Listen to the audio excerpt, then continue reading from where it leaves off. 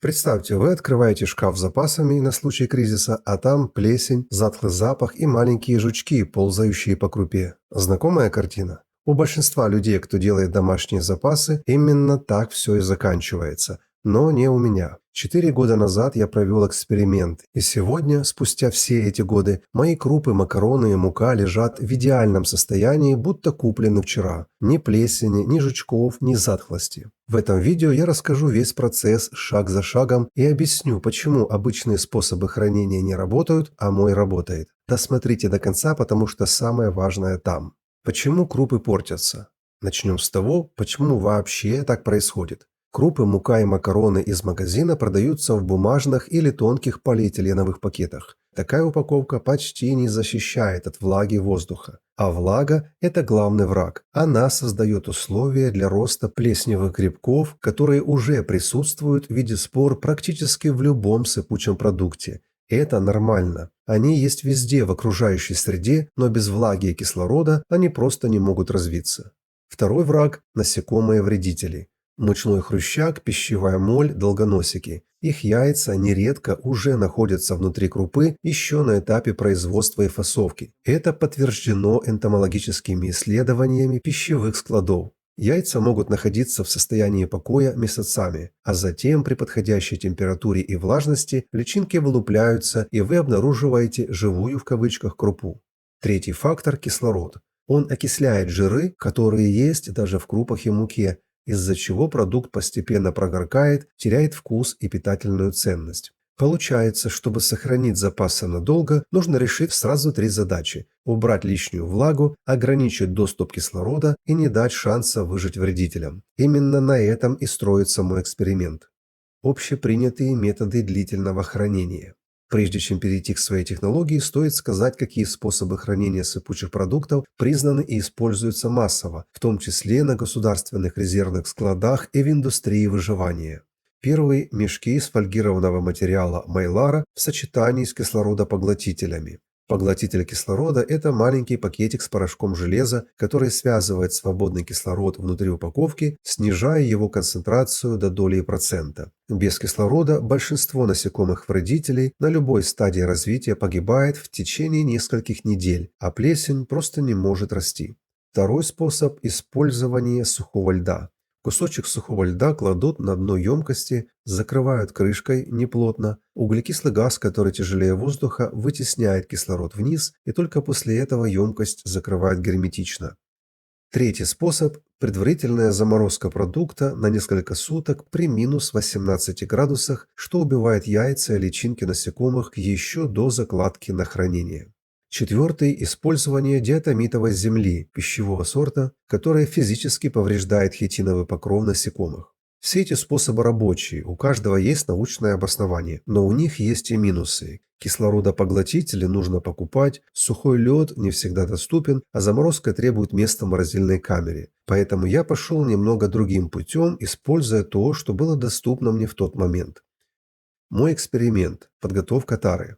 Я использовал пластиковые 5-литровые бутылки, плотные, с широким горлышком и герметичной, завинчивающейся крышкой.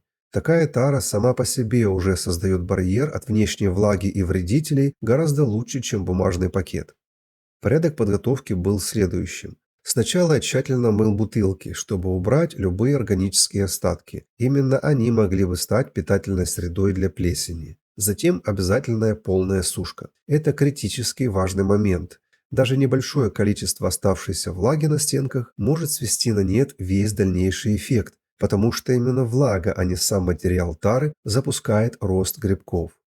Заполнение и главный принцип вытеснения воздуха. После просушки я обрабатывал тару, подробности позже. Засыпал в бутыли крупу, муку или макароны с плотной утрамбовкой, буквально под самое горлышко, оставляя минимум свободного пространства. Это не просто, чтобы влезло больше продукта, это ключевой физический принцип. Чем меньше воздуха остается внутри тары, тем меньше там кислорода, а значит меньше условий для окисления, для развития плесени и для жизни вредителей. Именно так работают и профессиональные методы с кислородопоглотителями. Идея одна и та же – минимизировать свободный кислород в замкнутом объеме. Плотная крышка после этого работала как финальный барьер. Она не позволяла новому воздуху и, соответственно, новой влаге попадать внутрь извне, а также блокировала доступ для насекомых снаружи, даже если рядом в кладовой у кого-то заведется моль. Еще в некоторые бутыли я засыпал сверху по 1 столовой ложке соли.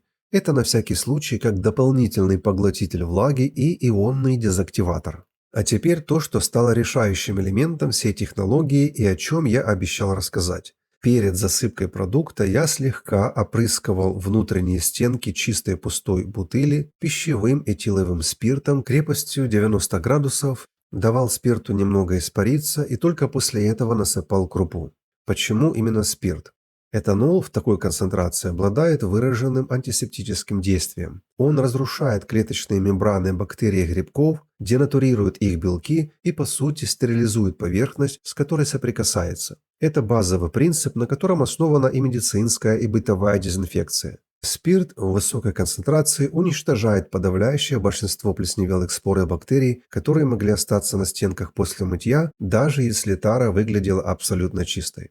Второй момент – испарение. Спирт летуч, и испаряясь внутри уже почти заполненной и закрытой емкости, он на какое-то время создает в оставшемся малом объеме воздуха повышенную концентрацию паров этанола, которая дополнительно подавляет активность микроорганизмов и делает среду некомфортной для развития личинок насекомых, если их яйца все же присутствовали в самом продукте.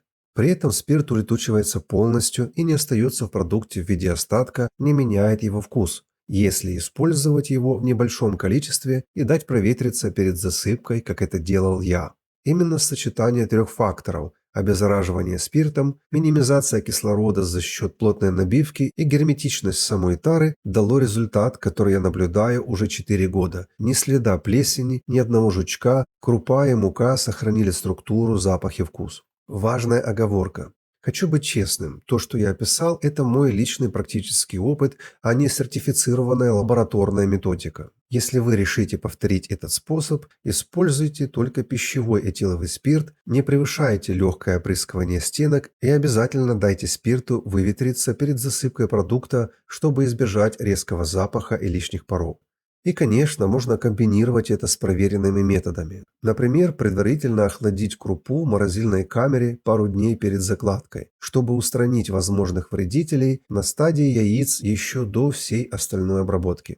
Если подытожить всю технологию, чистая и полностью высушенная тара, легкая обработка стенок пищевым спиртом, плотная набивка продукта под горлышко без пустот и герметичное закрытие крышкой. 4 простых шага, которые в сумме решают 3 главные проблемы длительного хранения – влагу, кислород и вредителей. Такой запас – это не просто крупа в бутылке, это спокойствие на случай любых сложных времен, когда доступ к магазинам может быть ограничен. Если видео было полезным, поставьте лайк и подпишитесь. Также не стесняйтесь писать вопросы, я отвечу.